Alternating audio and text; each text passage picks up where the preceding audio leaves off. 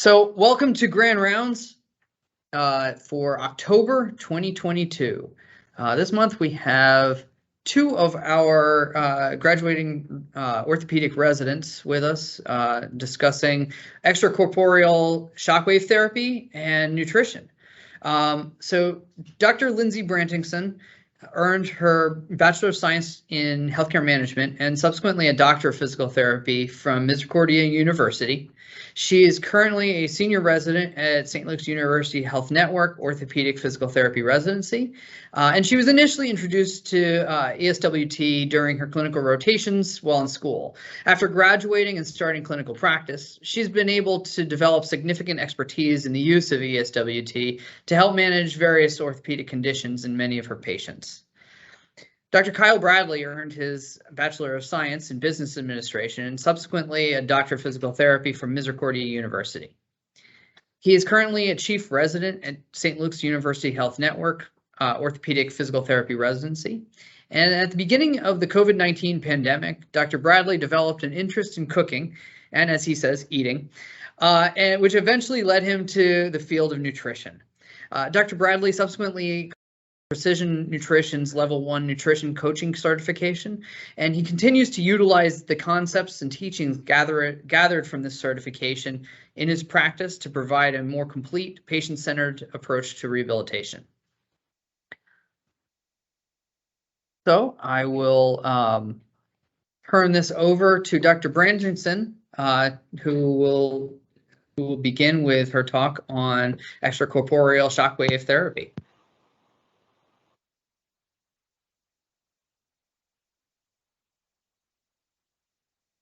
Well, thank you, Steve, and thank you for everyone who is tuning into our presentation today.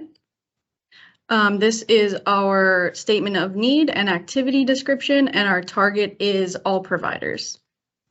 This is our designation statement.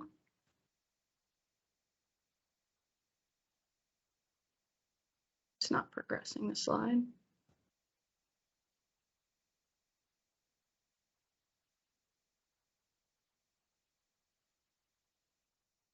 All right, and this is our disclosure information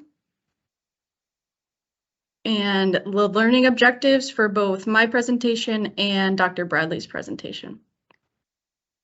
So today we'll be talking about extracorporeal shockwave therapy for musculoskeletal conditions. I wanted to start by just reviewing some terminology because some of you may be familiar with it and some of you might not. So extracorporeal shockwave therapy, or ESWT, which it will be referred to for the remainder of the presentation. It's seen as a modern non-invasive treatment by application of shockwaves to injured tissue with the intention to reduce pain and to promote regeneration and healing processes. Some of you may have heard or used the term EPAT, which is short for extracorporeal pulsed activation therapy. And this is really just a form of ESWT, which is more of the umbrella term for everything. Now, there's different types of application, and for the purposes of this presentation, I'm going to be focusing on radial because as far as I'm aware, that's what most of our clinics who have shockwave therapy are utilizing. But I'm also going to be talking about focused because that was in some of the research that I have included. So focused shockwave therapy, or FSWT, is going to be used for deeper structures up to about a 12 centimeter treatment depth, and it's going to be used for smaller treatment regions. Conversely, radial shockwave therapy, or RSWT, is used for larger treatment regions, and it's going to be more superficial purposes, or a 3 to 4 centimeter treatment depth. And these pressure waves typically reach slower speeds and are going to generate lower peak pressures. So a little bit more on focused versus radial. I included this picture here. So the top applicator is the focused device and the bottom one is the radial device. And focused shockwave therapy, like I just mentioned, can provide more depth penetration for deeper tissue than the radial waves can. The focus waves are made through a cone of crystals, which causes pressure waves that can move through the skin without losing power in a concentrated zone. So it's better for treating deeper tendons, muscles, and even bone in some cases. And then the bottom device, the radial shock wave, this is going to generate pressure waves that exert maximal pressure at the applicator site. And these waves attenuate as they travel to deeper structures. So the point of impact is really the highest pressure and highest energy density, better for more superficial treatment. And in general, this is more of a painful treatment versus the focused applicator. So a little bit of history. It was first introduced into clinical practice in the 1980s as extracorporeal shockwave lithotripsy for kidney stones. Also in the 1980s, German and Bulgarian orthopedic surgeons began testing shockwave therapy on bones. But the first reports about shockwave therapy used for tendinopathy were published in the 1990s. So it is a fairly recent thing. So a little bit about the mechanism, and this is focusing just on the radial device. Like I said, this is what most of us seem to be using. So the generation of radial pressure waves are produced by the collision of a projectile, accelerated by compressed air or electromagnetic induction onto the applicator, and the energy is then transferred as a pressure wave into the adjacent medium. You do want to use ultrasound gel for a coupling medium so you don't lose energy. And so the waves are transmitted into the desired tissue. So I keep talking about these pressure waves. What do they actually do? Well, there's a bunch of effects that they have. Firstly, they improve the distribution of local blood flow. They promote activation of molecular and immunological reactions. They stimulate angiogenesis and promote microcirculation. There's anti-inflammatory effects. They produce cavitation in tissue, and this cavitation causes intertissue release, and it promotes the separation and release of adhesions. And they also alter pain. They change the acceptance frequency of nociceptors to pain. They change the composition of chemical mediators around the nociceptors. They release substances that inhibit pain, and they inhibit the transmission of pain information, similar to the pain gate theory, which we're often familiar with. And it's really a cascade process. Now, I don't want to focus too much on the whole biological sequence of what's happening, but I did want to just mention it so you guys are aware of it. So firstly, the cell skeletal annexes are activated by vibration of the tissue through the pressure waves. And this releases mRNA from the cell nuclei due to this cytoskeleton excitation. There's then activation of cell organs, including the mitochondria, endoplasmic reticulum, and cell vesicles, which release specific proteins in the healing process. And although much of this is still little researched today, it's becoming increasingly understood that the process of cell regeneration is triggered and amplified by the shockwave. So some other findings I just wanted to mention because it's in the research, but I don't focus much on it in this presentation, is that in animal models, it has been observed that shockwave therapy induces free radicals and oxygen radicals that induce the production of growth factors. And that has also been shown to inhibit cartilage degeneration and promote rebuilding of subchondral bone in rats with osteoarthritis. It activates osteogenesis and osteoblast differentiation, and there's inhibition of osteoclasts and increased proliferation. I did want to mention that these effects would be from the focused shockwave therapy, which does penetrate deeper than the radial. So indications, when might you want to use it? Research shows it can be used for acute or chronic tendinopathies, such as lateral or medial epicondylitis, Achilles tendinopathy, calcifying tendinopathy of the shoulder, patellar tendinopathy, plantar fasciitis, greater trochanteric pain syndrome, muscle pathologies, and then you have stress fractures and bone healing, which, as I just mentioned, would be more of a high energy application or focused shockwave. Because the mechanism to facilitate bone remodeling does require upregulation of localized nitrous oxide to promote the angiogenesis, and that can only be achieved through the focused shockwave and not the radial. So contraindications, when wouldn't you want to use this? Absolute ones would be active infection, malignant tumor, and pregnancy if the fetus is in the focus of the shockwave. Some relative ones, and these apply primarily for the focus shockwave, would be if there's brain or nerve in treatment focus, lung or pleura in treatment focus, significant coagulopathy, or if there's an epiphyseal plate in the treatment focus. And then a few important considerations would be if the patient has a cardiac pacemaker or other implantable device, current NSAID use, current anticoagulation use, or recent corticosteroid injections. And some potential side effects. Some local effects include pain at the applicator site. It's important to note that pain during treatment is expected, as the goal is to identify and treat the sites of pain. If pain is experienced the day following treatment, acetaminophen can be used, provided there are no contraindications, but you definitely want to avoid the use of NSAIDs, as the anti-inflammatory cascade does contribute to tissue healing. That being said, you'd want to avoid ice as well, because that could dampen the inflammatory process as well. Other local effects would be skin erythema, skin bruising, hematoma formation, nerve irritation with numbness or tingling, superficial edema, and you could have some systemic effects such as headache or migraine. And although shockwave therapy is considered a relatively low-risk procedure, there have been a few cases with major complications reported in the literature. Across all published randomized control trials, Costa et al. Reported 2 cases of Achilles tendon rupture within 2 weeks of initial shockwave treatment with focused shockwave therapy, and these were both in women older than 60 years of age. So the second half of my presentation is going to be focusing on, well, what does the research say?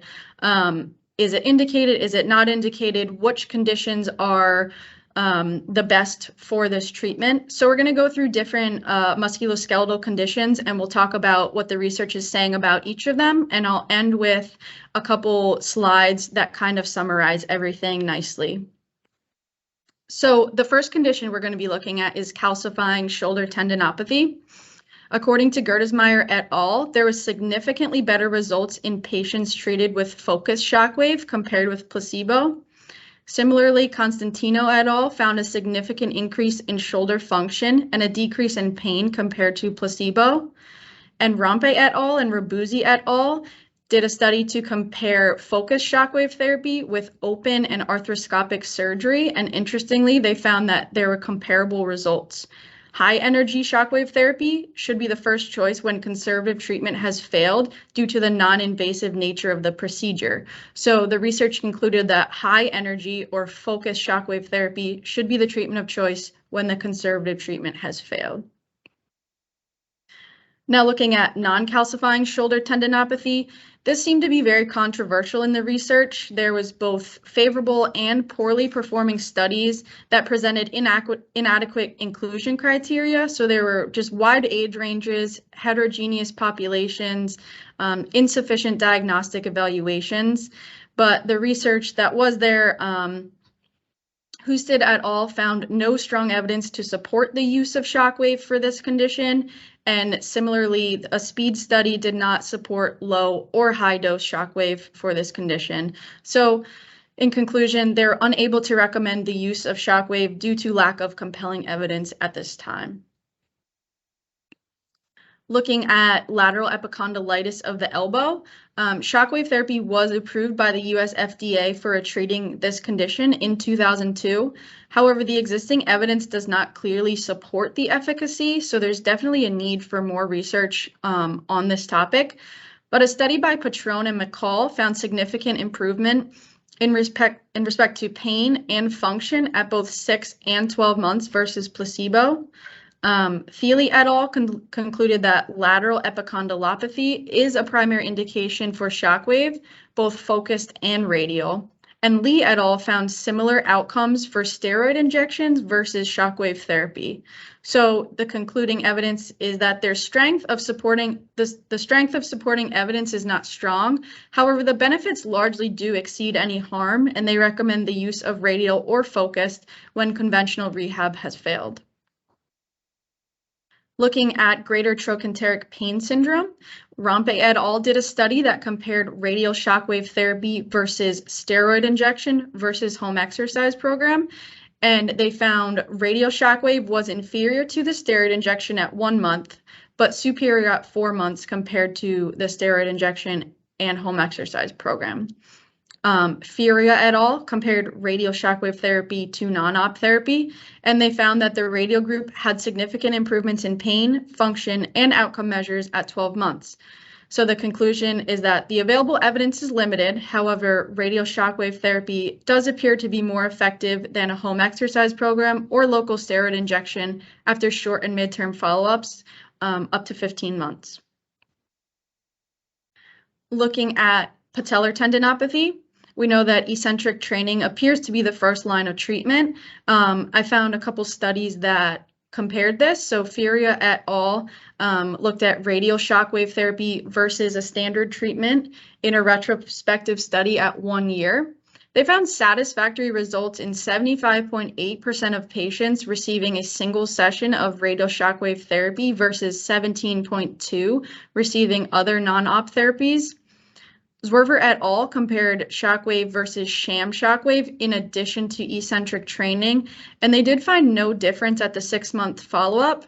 However, there were definitely some methodological errors in this study that should be kept in mind as to why that might have produced the poor outcomes. And Piers et al. Retrospectively compared focused shockwave therapy to surgery at 24 months with excellent or good results. So they concluded that focused shockwave therapy is an alternative to surgery when conservative treatment fails. And in conclusion, shockwave therapy is safe and effective.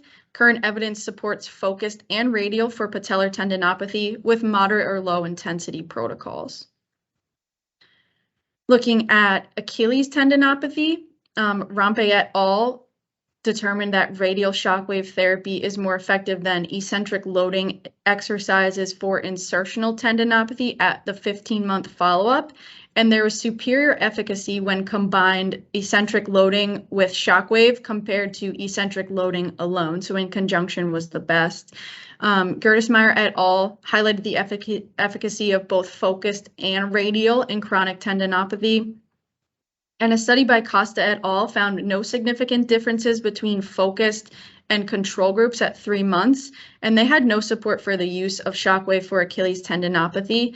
I did want to mention that in the Costa et al. Study, the shockwave was performed 1 time a month for 3 months versus at weekly intervals as the standard recommendation would apply. So they didn't follow the protocol that most of these other research studies have followed, which is performing it 1 time a week in that study.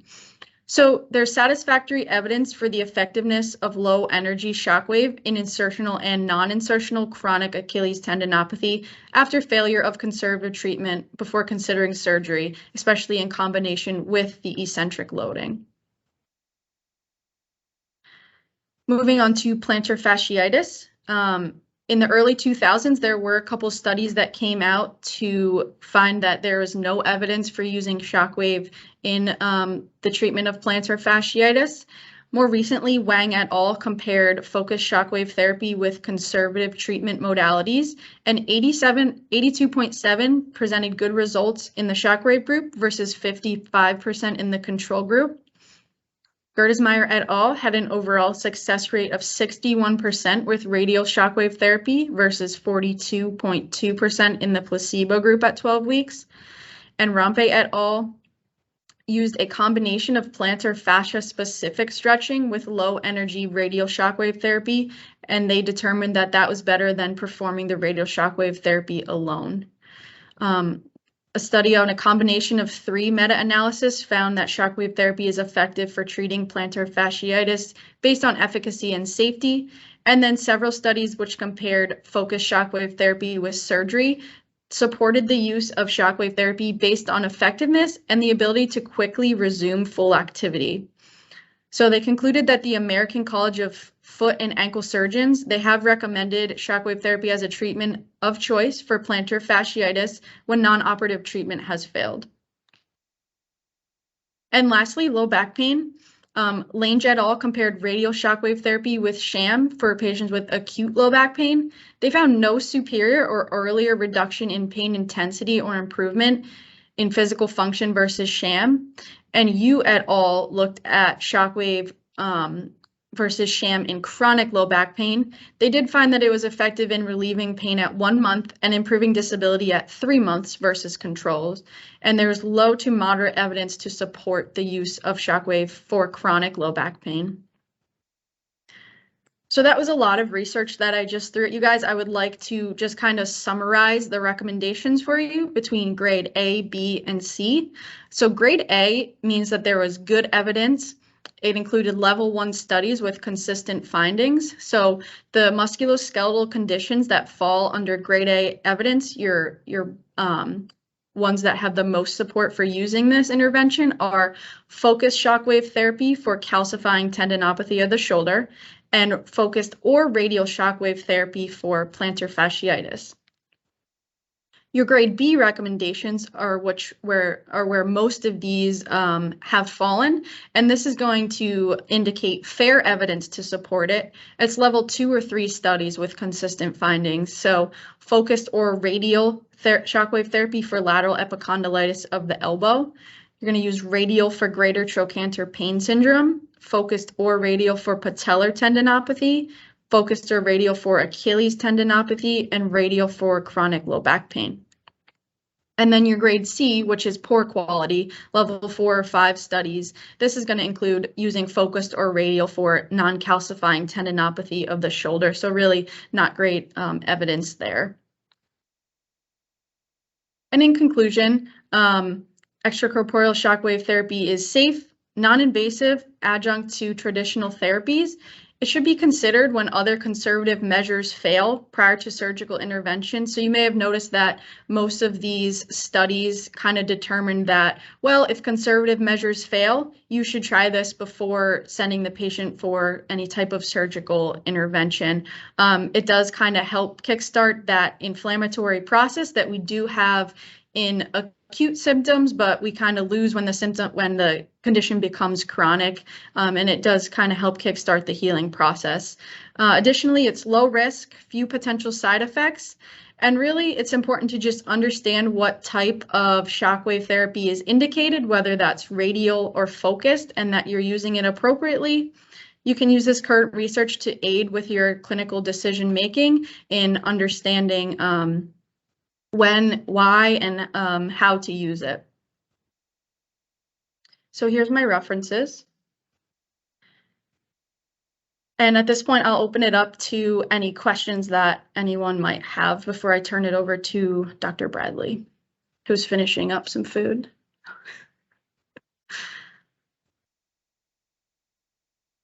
Please feel free to unmute yourself if you have a question or type it into the chat.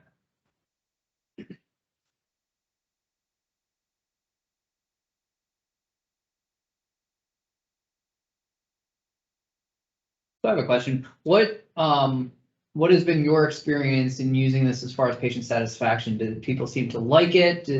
Has there been anybody that you've worked with that feel it's too painful or? Yeah, so I do try to educate the patients beforehand that this is going to be a little bit painful, obviously nothing more than you can tolerate. And I've found the most success with it for more so the chronic conditions, the patient who comes in and they've had that lateral epicondylitis that just isn't going away. You know, maybe the steroid injection has failed them. That's been my best success. And then with the plantar fasciitis too, I've seen the most success. But I think if you just let the patient know, hey, this is going to be a little uncomfortable, but you know, it's not going to be anything more than you can't handle. Patients are pretty open to it. Yeah. Cool.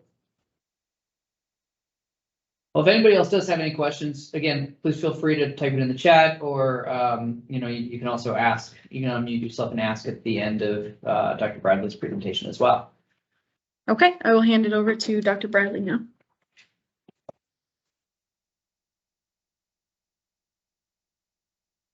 Thank you, Dr. Brantingson. Next, I would like to shift the focus to nutrition.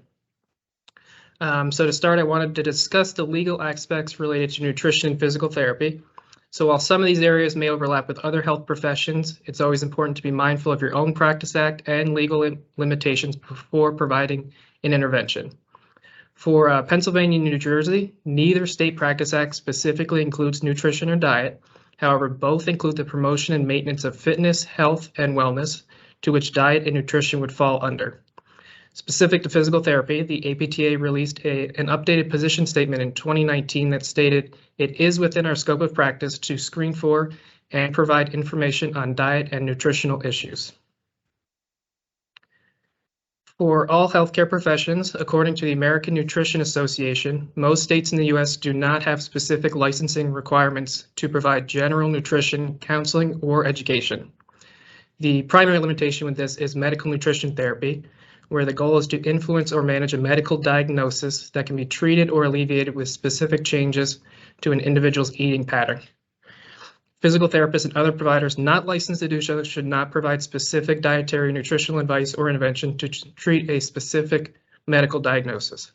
For instance, it's saying like, do this to help with your diabetes or eat this to improve your CHF. As always, treat within your scope of practice and legal guidelines.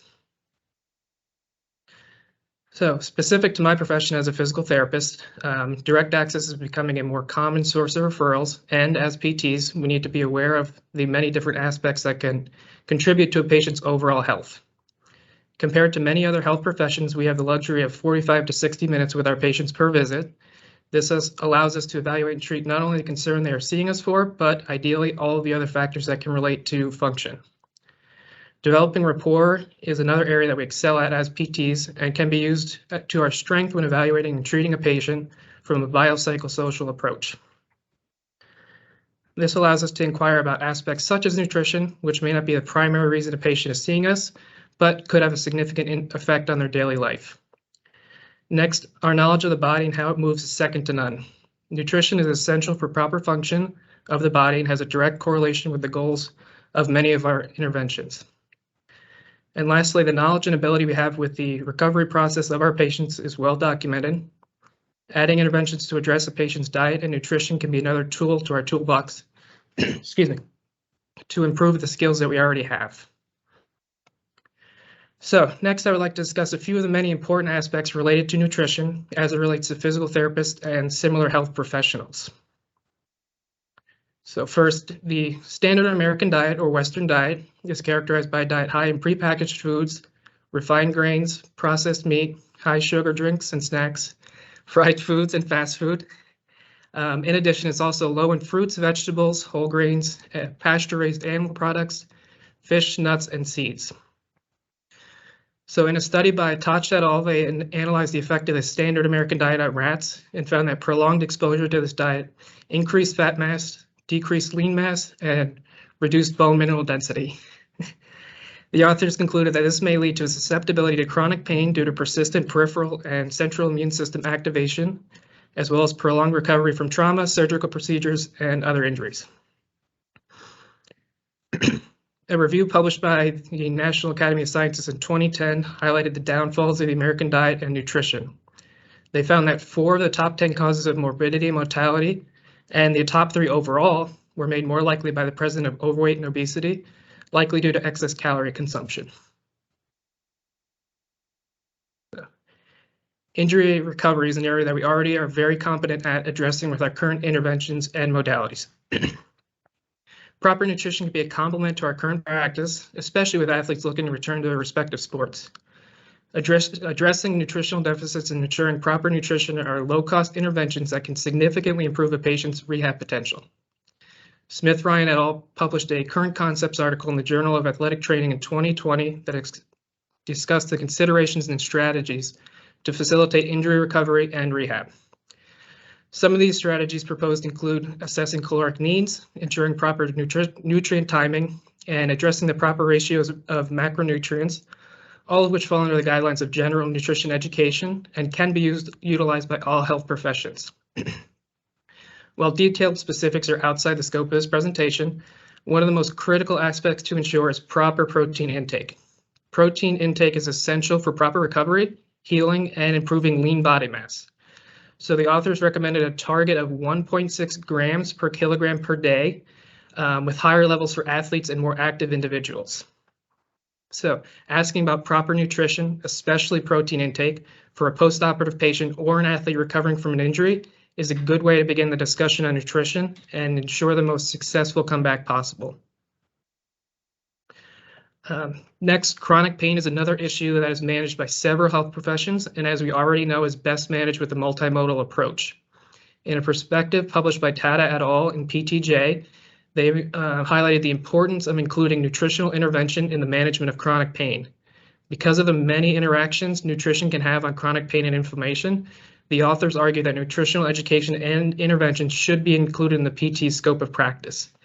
Including nutritional education and interventions is an important step to address a patient's chronic pain from a biopsychosocial perspective. Anti-inflammatory diets, such as the Mediterranean diet or a more plant-based diet, were recommended by the authors, and the focus on decreasing the inflammatory aspect found in diets, such as refined grains, highly processed foods, and added sugars or dyes. These diets include more nutrient-dense food from plant-based and whole food sources, which have been shown to have anti-inflammatory components, in addition to be more filling and sustainable. Okay. Next, moving into sports nutrition. So the International Society of Sports Nutrition published a review of research and recommendations in 2018 concerning sports nutrition. This scoping review, which is about 60-some pages, is an excellent resource for those interested in sports nutrition, and covering this topic would be a separate presentation in itself. But when addressing sports nutrition, the most important aspect to consider is proper consumption and balance of the macronutrients like carbs, proteins, fats. Carbohydrates are essential for energy and should comprise about 45 to 55% of the daily calories an athlete consumes, and possibly higher for more endurance-based athletes. These carbs should come from whole grains, vegetables, and fruits, with limits to processed grains and refined sugars. While there's considerable debate on the exact amount of protein that should be consumed by an athlete, it is important that their daily income matches their goals. Protein should come from high-quality sources such as animal meats, eggs, and other complete proteins, and only be supplemented if necessary. Lastly, healthy fats are important for an athlete, and recommendations are only slightly above guidelines for the general public. Fats are something that should not be avoided due to their high energy concentration of 9 calories per gram, but the focus should be on healthy fats such as mono and poly unsaturated fats, with a limit to the saturated fats and trans fats. Water and proper hydration in general should be stressed when rehabilitating an athlete or anyone wishing to remain active. Sports drinks contain necessary electrolytes to replenish what is lost during intense exercise. However, most contain a lot of added sugar and should be used only when necessary. Again, water intake should match the patient's goals and level of exercise intensity. A good rule to follow for this is that if the patient or athlete feels thirsty, they are already dehydrated. Next, I would like to briefly discuss some ergogenic aids or supplementations. So in that same ISSN review article, they reviewed available research on supplements and assessed their efficacy and safety. The number of supplements on the market are astounding, and following every single development is just not simply possible. However, as one of our main interventions is education, it is important to be aware of the supplements that may come up in conversation when rehabilitating an athlete or an individual interested in increasing their performance. In the table listed are the supplements that had both strong evidence to support efficacy as well as safety. And again, while prescribing supplements are outside of our scope of practice, it is important to understand which ones have been researched as well as which ones to avoid. So as you can see in the table, there are very few supplements in either column that have both high efficacy and high safety, and actually only one supplement, which is creatine monohydrate, that appears in both columns, which is muscle building and performance enhancement. Others with high efficacy and safety include protein, carbohydrates, and water, which, as we know, are already an important part of our diet. And because we focus on evidence-based practice, this ISSN review article highlighted the lack of high-quality research and safety standards to the majority of supplements on the market, which is something that we should educate our patients on if they have questions or concerns related to supplementation. And in general, supplements should only be used as intended, which is to supplement an athlete's or patient's diets when nutritional goals cannot be met. A balanced diet consisting of whole foods from natural sources should always be stressed. And another thing that we should be kind of aware of and should be a review for everyone are eating disorders. Again, while diagnosing an eating disorder is outside of our scope of practice, it is an important area to review, especially for those that treat athletes and the younger population. With the amount of time that we spend with our patients and the rapport that we're able to develop, we can pick up on some of these things that may be missed otherwise. So to review, the two primary eating disorders are anorexia and bulimia. Anorexia is defined as an abnormally low body weight with an intense fear of gaining weight and a distorted perception of weight. Bulimia is another form of disordered eating, commonly characterized by periods of binging followed by periods of purging. These individuals also have an intense preoccupation with their body image. According to the Academy of Nutrition and Dietetics, most individuals with disordered eating do not fall specifically into one of these categories and instead fall into eating disorder not otherwise specified. So some of the symptoms that we should be aware of for disordered eating include frequent dieting, anxiety with specific foods, chronic weight fluctuations, rigid rituals with eating or exercise, feeling of guilt or shame associated with eating, and a preoccupation with body imaging. Disordered eating can lead to relative energy deficiency in sport, which is a syndrome of poor health and declining athletic performance that happens when athletes do not get enough fuel through food to support their energy demands. Symptoms of this include fatigue, rapid weight loss, missed periods or delayed puberty, frequent illness, hair loss, irritability, and depression. This was formerly referred to as the female athlete triad, which is now a subset of relative energy deficiency in sport, and all of these can lead to serious health complications if left untreated. Again, while it's outside of our scope of practice to diagnose these disorders, recognizing the signs and symptoms of an eating disorder will allow us to get the care that our patient or client needs. All right, so now that we have discussed the importance of nutrition, or some of the few factors, why isn't it something that we talk about more? Well, for starters, there's a lack of formal education on the topic, as well as a hesitancy to incorporate it by healthcare providers. From the APTA, there are only 2 universities, or less than 1% of PT schools, which are Howard University and St. Joseph's University, that require a nutrition course as a prerequisite for physical therapy school. In a review by Dean et al., they remark that traditionally most U.S. medical schools have failed to provide the recommended 25 hours of nutrition education. Survey data published in 2010 indicate on average only about 19.6 hours of nutrition education was provided in U.S. medical schools. Only 20% of U.S. medical schools had a separate nutrition course, and most information provided was only basic science. So this led to an environment in which only 14% of physicians felt adequately trained in nutrition, while 94% of them feel that it is their obligation to discuss nutrition. With these significant gaps in education, it's no wonder healthcare professionals feel uneasy discussing nutrition and diet with their patients. And lastly, there's plenty of information available online and in publication concerning nutrition. However, it can be confusing and contradicting.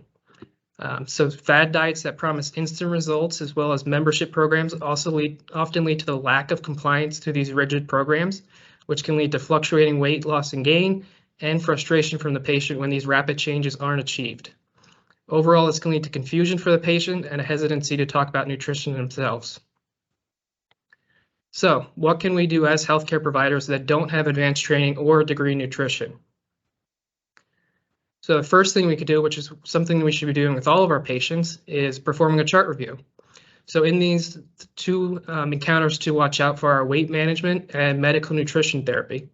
This can give you an insight that the patient is already seeing a health professional concerning their diet and nutrition. Weight management is generally for patients seeking to lose weight or to maintain a target weight after surgical intervention, while medical nutrition therapy is for patients looking to gain or maintain a weight, as well as options to address certain medical conditions such as diabetes, kidney disorders, allergies, pregnancies, and many others. And then again, being aware of these medical conditions that involve or would benefit from a nutritional management component can be the first step to initiating this conversation about nutrition. Paying close attention to comorbidities such as diabetes, heart condition, and kidney dysfunction can start the process of nutrition counseling and ensure the patient is receiving all the necessary care that they need. Next, some of the education that we can provide. So there's several screening tools that exist to help start this process. Some of these include like the nutritional screening protocol, Start the Conversation, Rate Your Plate, and another one is Weight, Activity, Variety, and Excess. These take about less than 2 minutes to complete and have generally about 5 to 10 questions. They're usually focused more on the intake of certain food groups such as fruit and veggies, sugary drinks, and processed food. Due to their simplicity and minimal time requirements, these screening tools can easily be incorporated into the conversations with our patients. A good resource for healthcare providers to be familiar with is the dietary guidelines published on health.gov. So on their website, there is a toolkit for health professionals that includes PDF handouts on topics such as talking about healthy eating, eating healthy across the lifespan, and how to cut down on unnecessary foods such as added sugars, sodium, and saturated fats.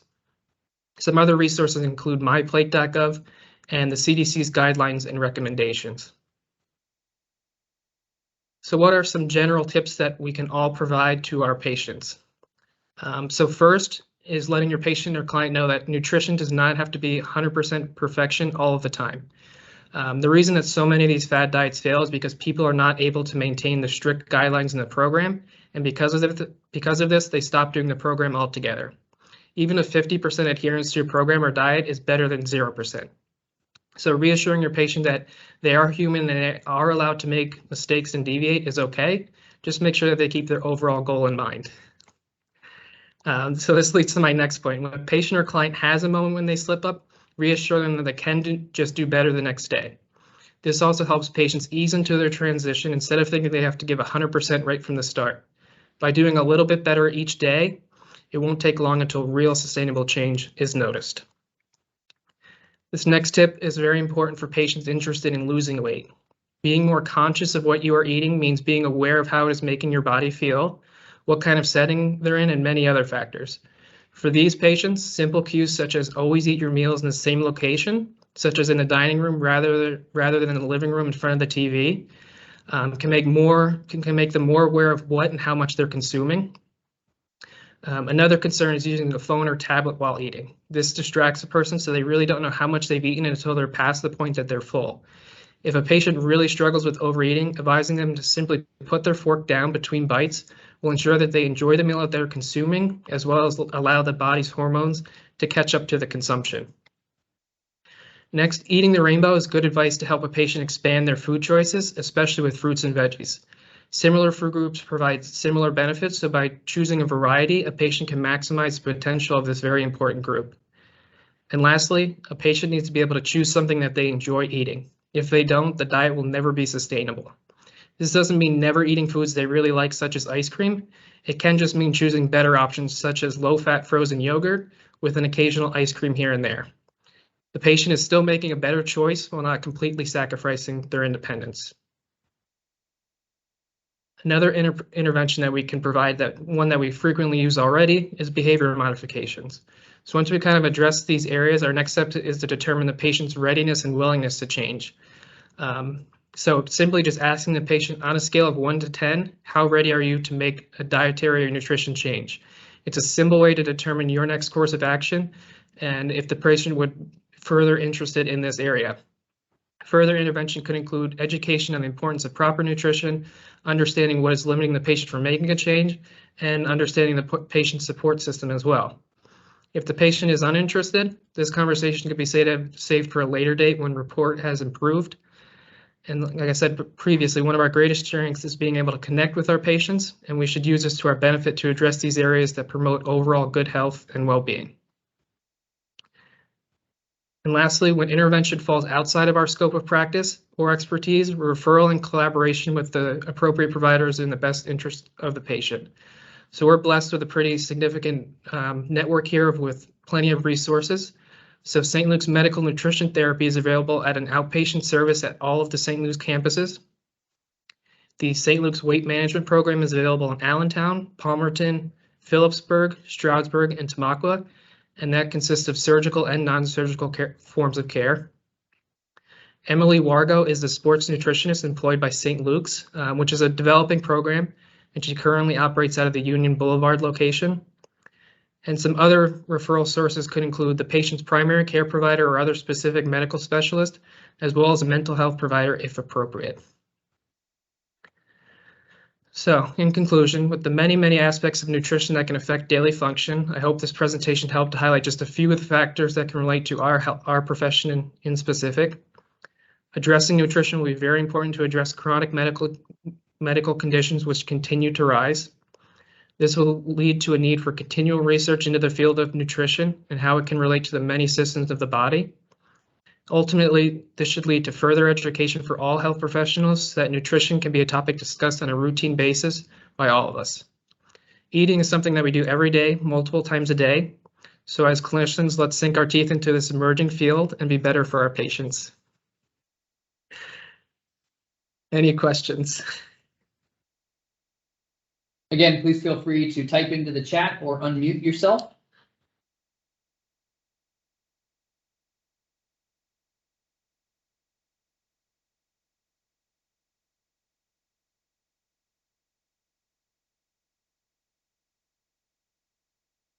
So one question I have, or I guess it's more of a statement. A lot of providers, physicians, PTs that have brought up discussions of nutrition have had a wide range of experiences with patient response, some very positive and some very negative.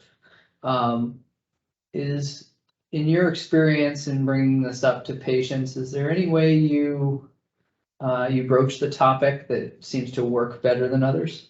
Definitely something that's helped is patients tend to bring this topic up themselves.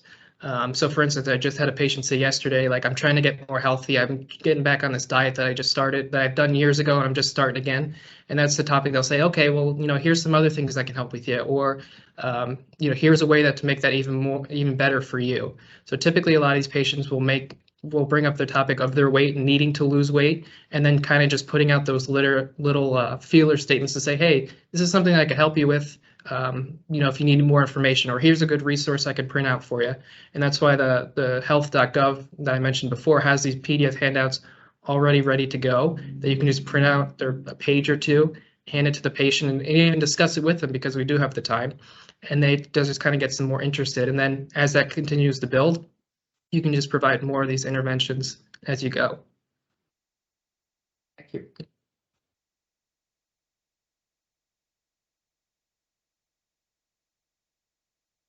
What other questions do you guys have?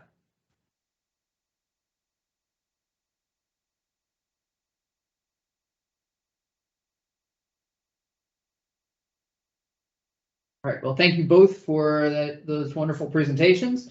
Everybody make sure that you use the login code for EADS that I put into the meeting chat, and make sure that you complete the quiz and the course evaluation within the time frame.